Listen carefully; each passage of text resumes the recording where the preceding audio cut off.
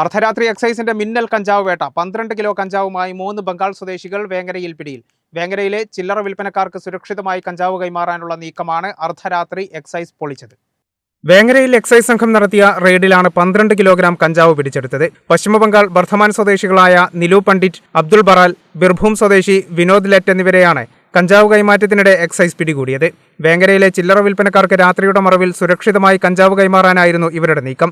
ഇതാണ് മിന്നൽ പരിശോധനയിലൂടെ എക്സൈസ് സംഘം പൊളിച്ചത്. കഞ്ചാവ് സ്വീകരിക്കാനെത്തിയ ചില്ലറ വിൽപ്പനക്കാരെക്കുറിച്ചും വിവരം ലഭിച്ചതായും വരും ദിവസങ്ങളിൽ കൂടുതൽ അന്വേഷണം നടത്തുമെന്നും എക്സൈസ് അറിയിച്ചു. പരപ്പനങ്ങാടി എക്സൈസ് റേഞ്ചും മലപ്പുറം ഇന്റലിജൻസ് ബ്യൂറോയും സംയുക്തമായാണ് പരിശോധന നടത്തിയത്.